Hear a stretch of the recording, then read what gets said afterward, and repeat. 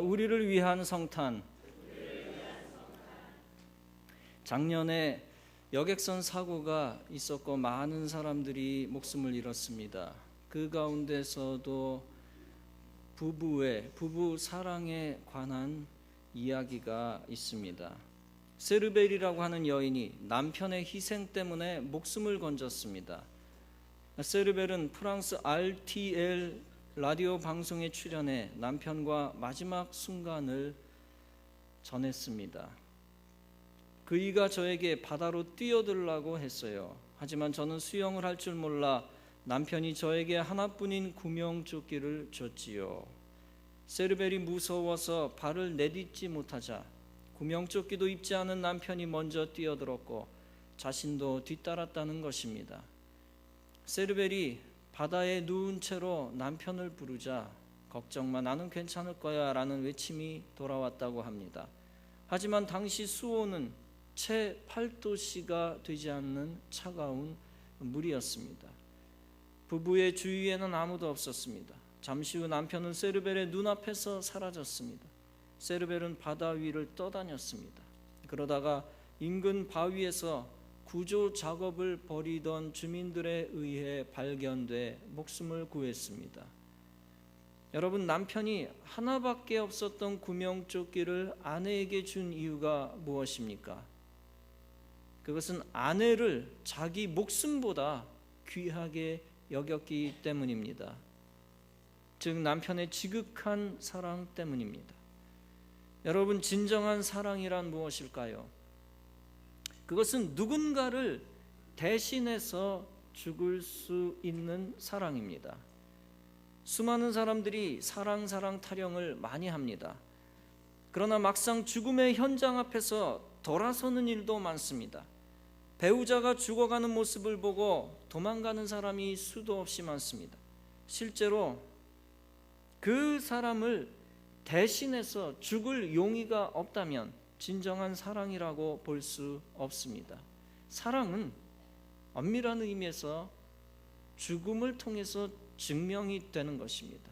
대신 죽을 수 있는 마음을 통해서 증명되는 것입니다. 어떤 남편이 암 판정을 받자마자 바로 자기 살 길 찾아 도망가는 부인도 보았습니다. 심지어 아내를 거짓 교통사고로 죽게 하고 보험금을 타먹은 남편 이야기도 신문에 나왔습니다. 혹은 남편을 죽게 하고 보험금을 타먹은 아내 이야기도 있습니다. 그런 걸 생각하면 생명보험 제도를 아예 없애는 것이 어떨까라는 생각도 해보았습니다. 세상에는 마귀에게 씌여 저주받아 가족 죽이고 자기만 살려고 하는 사람이 너무 많습니다. 그런 인생은 결코 행복해지지 아니하며 반드시 저주의 대가, 죄의 대가를 치르게 됩니다. 그와는 반대로 남의 이야기처럼 다른 사람의 것으로 돌리지 아니하며 남을 대신해서 죽는 사람도 많습니다. 그들은 그리스도의 심장을 품은 사람이라고 할 수 있습니다. 신문 보도를 보니까 금년에 19명이 시민 영웅상을 받았습니다. 모두 죽을 뻔한 사람들을 구해낸 사람들이었습니다. 그중 한 분은 우체국 집배원 전인호 씨입니다. 그는 불타는 나무집에 뛰어들어 질식한 아주머니를 구출해내었습니다. 그런데 그는 놀랍게도 9년 전에도 장마에 떠내려가고 있었던 남자를 구해준 적이 있었습니다. 이렇게 물에서도 사람을 살리고 불에서도 사람을 살리는 기이한 역할을 했습니다. 그분은 이렇게 말했습니다. 설령 나까지 위험해지는 한이 있더라도 똑같은 상황이 벌어지면 또다시 사람을 구할 것입니다. 여러분, 이것이 바로 그리스도의 심장을 품은 사람의 행동입니다. 한편 금년 의로운 행동을 한 의사자들 가운데 다른 사람을 살리고 자신은 죽은 케이스도 있습니다. 고교생 이재홍 군은 물에 빠진 어린이를 구하고 자신은 익사했습니다. 그 학생은 진정 그리스도의 심장을 가진 사람이라고 할 수 있습니다. 그리스도의 심장이란 좀 더 구체적으로 무엇을 이야기하는 것일까요? 그것은 바로 내가 죽고 네가 살기를 바란다. 내가 죽고 네가 살기를 바란다 라는 마음입니다. 이 마음이 회복될 때에 우리는 진정 그리스도를 따르는 사람이라고 할 수 있습니다. 여러분, 주님이 이 땅에 오신 성탄의 사건은 어떤 사건입니까? 그것은 그리스도께서 스스로 죽고자 하는 마음, 자기 대신 인간이 살기를 바라는 마음으로 이 땅에 오신 사건입니다. 자식을 위해 대신 죽고자 하는 부모의 마음으로 오신 사건입니다. 사랑하는 대상을 위해 죽고자 하는 마음으로 오신 사건입니다. 오늘 본문은 말씀합니다. 오늘 다윗의 동네에 너희를 위하여 구주가 나셨으니 곧 그리스도 주시니라. 누구를 위하여 태어나셨다고 했습니까? 바로 우리 사람들을 위하여 태어나셨다고 했습니다. 예수님이 이스라엘 다윗의 동네에 육신의 몸을 입고 태어나셨습니다.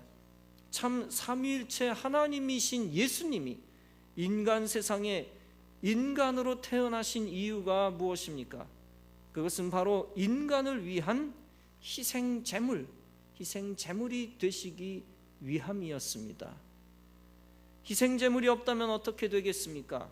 상상할 수 없는 엄청난 비극이 기다리고 있습니다. 희생제물이 없으면 인간은 죄에서 해방될 수 없습니다. 희생제물이 없으면 인간은 다 죄 때문에 지옥에 갈 수밖에 없습니다. 반드시 희생제물이 있어야만 인간이 죄에서부터 탈출할 수 있습니다. 그것이 하나님 자신의 법칙입니다. 죄로 인하여 인간이 지옥에 가야 하는 것이 하나님의 법칙입니다. 지옥은 마귀를 장차 다 가두는 곳입니다. 그곳에 마귀의 죄성을 가진 인생도 함께 갈 수밖에 없습니다. 하나님께서는 죄인을 지옥에 가두는 법칙, 그 법칙을 스스로 파괴하거나 무너뜨리실 수 없었습니다. 왜냐하면 하나님은 스스로에 대해 신실하신 분이기 때문입니다. 죄가 있을 때 그냥 놔두시는 분이 아닙니다. 또 인생이 무서운 죄를 지었을 때 그냥 놔두시는 분이 아닙니다. 죄를 그냥 놔두시는 것은 하나님 스스로 공의를 무너뜨리는 것입니다. 공의를 버리는 그런 일은 하나님에게 있을 수 없는 일입니다. 하나님은 정의의 하나님, 공의의 하나님이시기 때문입니다. 그 공의를 스스로 지키기 위하여 스스로 모든 형벌을 다 담당하시기로 결정하신 것입니다. 하나님은 하나님의 정의를 스스로 살리시기 위하여 스스로 형벌을 담당하시기로 하신 것입니다. 쉽게 말하면 모든 형벌을 다 스스로 뒤집어 쓰시기로 작정하신 것입니다. 죄인을 용서하시기 위하여 희생제물 되시기로 하신 것입니다.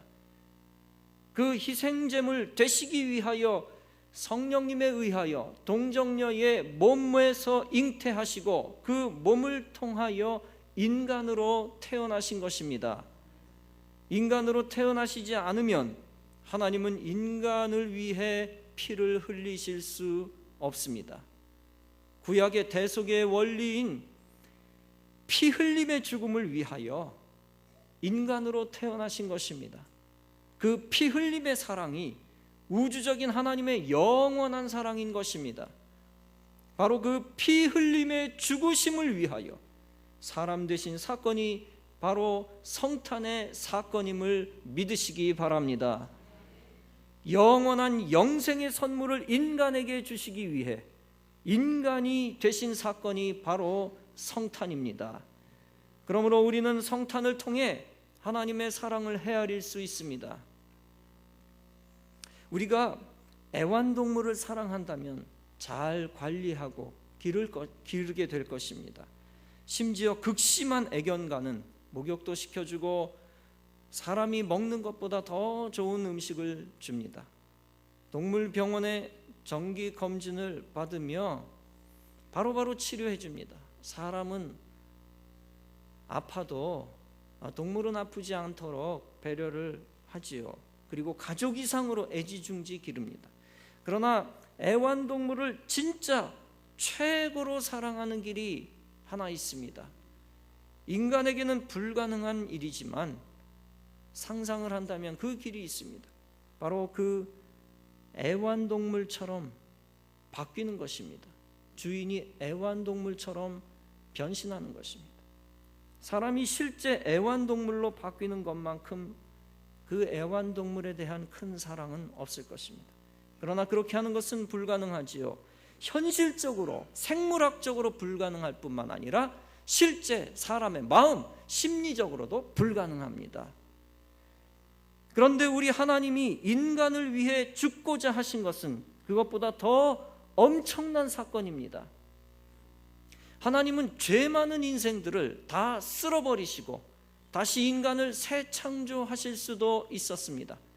나쁜 물건을 버리고 새 물건을 새로 만들듯이 간편하게 죄인을 포기할 수도 있었습니다. 그러나 하나님은 간편한 방법을 택하지 아니하시고 사람이 보기에 불가능한 길을, 어려운 길을 택하셨습니다. 즉 인간 대신 피 흘려 죽으시는 길을 택하셨습니다. 왜냐하면 하나님은 죄 많은 인생, 그 인생 자체를 사랑하셨기 때문입니다. 죄 많은 인생을 변화시켜 다시 살리기를 원하셨습니다. 아담의 후손, 아브라함의 후손을 그대로 사랑하셨습니다. 여러분, 여러분의 자녀가 죄를 지어도 여러분의 자녀를 끝까지 자녀로 여러분은 품으십니다. 그 이상으로 하나님은 아담의 후손, 아브라함의 후손을 그대로 사랑하셨습니다. 그런데 우리가 목숨을 건지움을 받았는데 그 사실을 모르는 경우가 있습니다. 여러분, 수많은 인생들은 하나님의 아들이 사람 된 사실을 잘 모릅니다. 하나님의 아들이 인생을 살리기 위해 사람 되신 사실을 잘 모릅니다. 하나님이 아들 예수님을 희생시켜서 인류를 구원하셨다는 사실을 잘 모릅니다. 영적 생명의 은인을 모른 채 살아가고 있다는 것입니다. 비유적인 말씀을 드립니다. 어떤 빌딩을 테러범이 폭파하려고 합니다. 빌딩을 완전히 산산조각 내도록 설치를 다 해놓았습니다. 그런데 테러범이 빌딩을 폭파하기 5분 전에 경찰들이 목숨을 걸고 격투 끝에 테러범을 붙잡았습니다. 그래서 빌딩 안에 있는 수많은 사람들이 죽지 않고 목숨이 연장되었습니다. 그런데 빌딩 안에 있는 사람들은 아무도 그 사실을 모릅니다. 테러범과 싸웠던 사건을 빌딩 안에 있는 사람들은 몰랐습니다. 만약 그들에게 그 사실을 알려주지 않으면 어떻게 되겠습니까? 빌딩 안에 있는 사람들은 자신들의 생명이 건짐받은 사실을 몰랐을 것입니다. 자기들이 죽을 뻔했다는 사실조차 몰랐을 것입니다. 반대로 안내방송이나 기자의 보도를 통해서 긴박했던 상황을 알려주면 달라집니다. 죽을 뻔한 나를 살려준 사람이 있었구나 라고 하는 것을 알게 됩니다. 그것을 아는 것과 모르는 것은 천지 차이입니다. 그 사실을 알면 안도의 한숨을 내쉬고 그 안에 있던 사람들이 환호하고 감사했을 것입니다.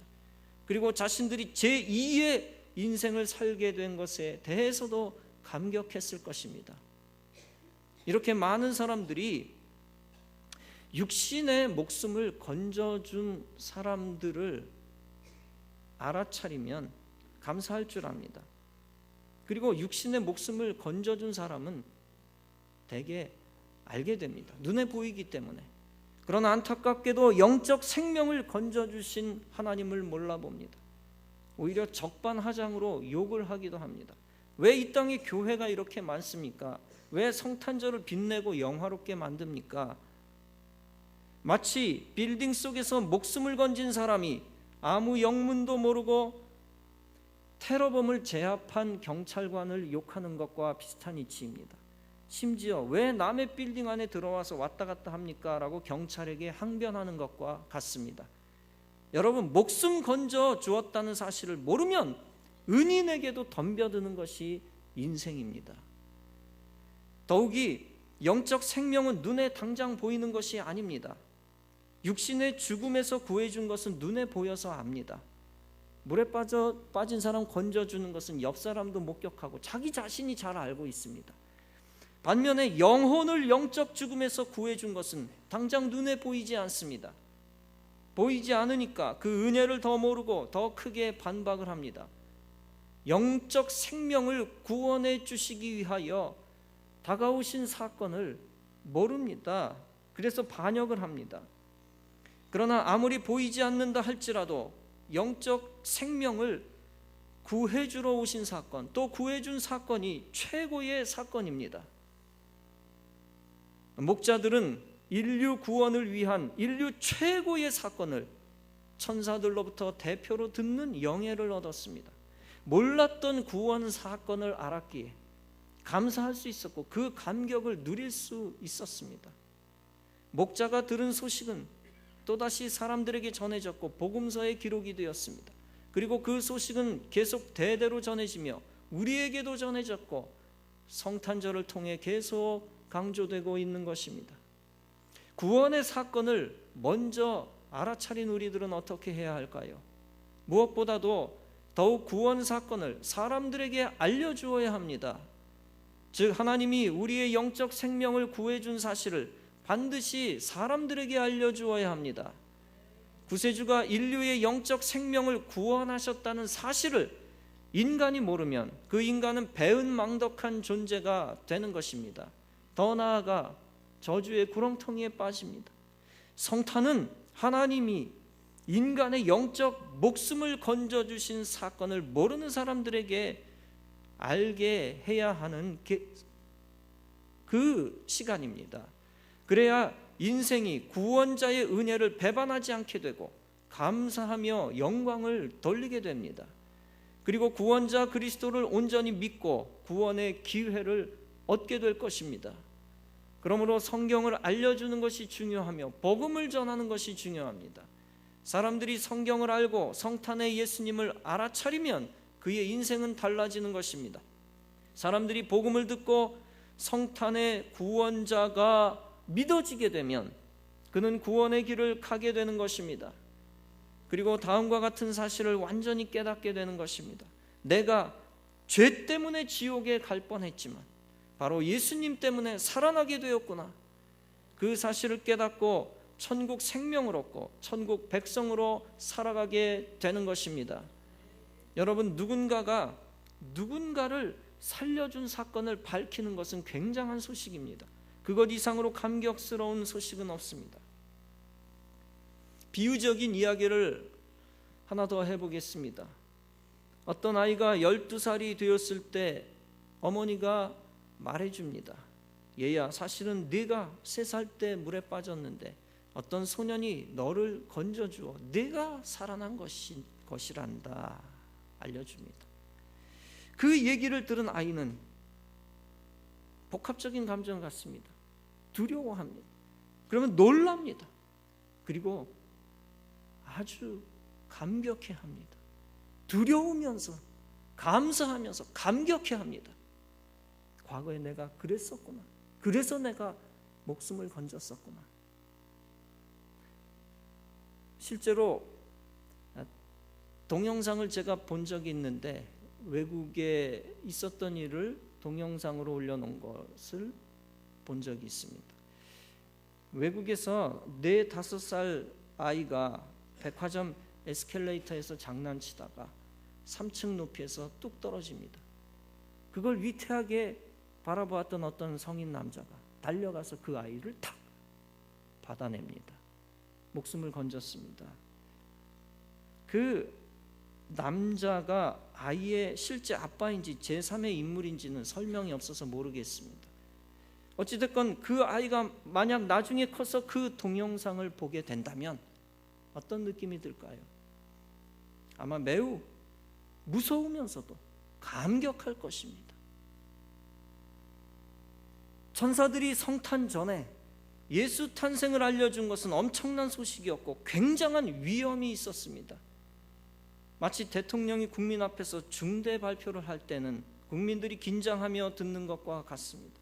이처럼 천사들이 하늘의 구원 소식을 알려줄 때에, 하늘의 비밀을 먼저 알려줄 때에, 생명 사건을 미리 밝혀줄 때에 장엄한 하늘의 영광 중에 알려주었습니다.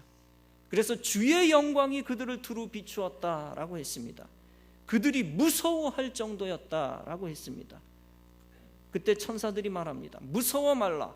보라, 내가 온 백성에게 다다르게 될 큰 기쁨의 소식을 너희에게 전하노라. 오늘날 다윗의 동네에 너희를 위하여 구주가 나셨다. 그가 바로 그리스도 구세주니라. 너희가 가서 강보에 쌓여 구유에 누인 아기를 볼 것이다. 그 모습이 너희에게 기적의 증거가 될 것이다. 여러분, 이 모든 것이 몰랐던 것을 알게 해준 사건입니다. 생명구원의 역사의 시작을 알려준 사건입니다. 여러분, 성탄은 단순한 세계적 축제가 아닙니다. 성탄은 죽어가는 인류의 영적 생명을 살려준 사건입니다. 그 사실을 모르는 인생들은 단순히 축제로만 받아들일 것입니다.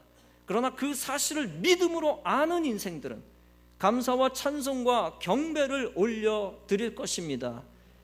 그리고 천국 생명과 그 영광에 동참하게 될 것입니다. 주님이 원하시는 것은 주님이 인생들을 살려주신 사건을 인생들이 알게 되는 것입니다. 사람들이 알기를 주님이 원하십니다. 그래서 인생들이 그 구원의 은총에 감사하며 하나님께 영광을 돌리는 것입니다. 사랑하는 성도 여러분, 성탄의 계절에 하나님이 인간을 구원하신 사건을 모든 인류가 아는 은혜가 넘쳐나기를 바랍니다. 그래서 성탄을 통해서 더욱 많은 사람들이 주님께 돌아오는 일들이 있기를 바랍니다. 그리고 우리 성도들은 성탄의 은혜를 더욱 깊이 생각하며 생명의 영으로 감격으로 충만해지기를 바랍니다. 성탄의 순간 굉장히 많은 천사들이 하나님을 찬송하며 그 위엄을 보여주며 선포했습니다. 지극히 높은 곳에서는 하나님께 영광이 될 것이다. 그리고 땅에서는 하나님이 주신 기쁨을 얻은 사람들 사이에서 평화가 있을 것이다. 여러분, 이렇게 엄청난 소식이 증거될 때는 하나님의 영광의 임재가 있었습니다. 그래서 주의 영광이 그들을 두루 비추었다라고 했습니다. 그리고 두려움과 기쁨이 동시에 있습니다. 바로 하나님의 영이 인간 앞에 현존하시기 때문에 나타나게 되는 두려움입니다. 그리고 하나님이 인간을 만나주시는 방법이기 때문에 하나님의 임재하심, 인간을 만나주시는 방법이기 때문에 엄청난 기쁨이 있는 것입니다. 성도 여러분, 여러분이 예배 가운데 두려움과 기쁨을 동시에 느낀 적이 있습니까? 찬송을 부르는 가운데 혹은 찬송을 듣는 가운데 그런 감정을 얻은 적이 있습니까? 그것은 하나님이 영으로 여러분에게 임하시는 증거라고 하는 사실을 믿으시기 바랍니다. 성도 여러분, 성탄이 매년 다가올 때마다 성탄을 단순한 절기로 이해하면서 보내면 안 됩니다. 진정한 하나님의 임재하심에 감동과 감격이 되살아나야 합니다. 성탄은 바로 거룩한 구출 사건이며 생명의 축제이며 구원의 수단인 것입니다. 하나님은 목자들이 보고 느꼈던 천상의 기쁨을 2000년 전에 목자들에게만 그때만 주신 것이 아닙니다. 성령님을 통해서 이 시대에도 주고 계십니다. 바로 예수 탄생을 사랑하고 기뻐하는 모든 성도들에게 허락해 주시고자 하는 것입니다. 특히 성탄을 누구보다도 나를 위한 사건임을 강하게 믿으시기 바랍니다. 그러면 하나님이 더욱 사랑하시고 천상의 기쁨을 나눠주실 것입니다.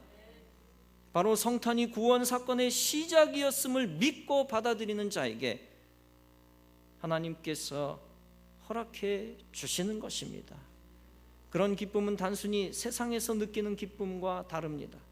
세상에서 대중들이 말춤을 추면서 느끼는 말초적인 감정, 세상적 기쁨과는 질적으로 다릅니다.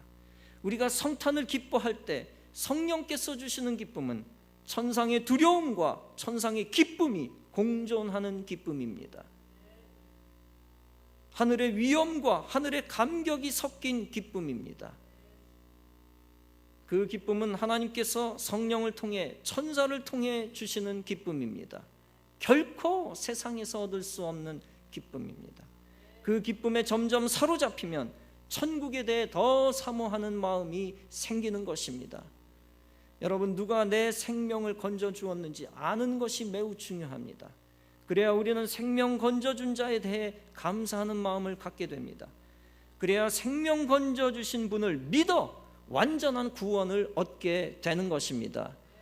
사랑하는 성도 여러분, 하나님이 인간으로 태어나신 성탄의 사건은 인간으로 하여금 죽음의 광풍을 피하게 하시는 사건인 것을 믿으시기 바랍니다. 그리고 성탄의 사건은 이 세상에서 가장 밝고 아름답고 영광스러운 사건임을 믿으시기 바랍니다. 그 사건이 우리의 구원의 시작이며 영적 생명의 시작이며 참 행복의 시작입니다. 이 성탄의 사건을 믿고 기뻐하는 모든 자에게 삼위일체 하나님께서 복을 주실 줄로 믿습니다. 그리고 성탄의 구원 사실이 불신자에게도 전달되어 그들도 마음으로 믿어지는 은혜가 있기를 간절히 바랍니다. 그렇게 되면 온 인류가 영생을 주시는 그리스도께 천사와 더불어 영광을 돌리는 감격의 날이 오게 되어질 줄로 믿습니다. 이러한 믿음으로 성탄을 기쁨으로 나누고 증거하는 참된 하나님의 백성들 다 되어지시기를 주님의 이름으로 축원합니다.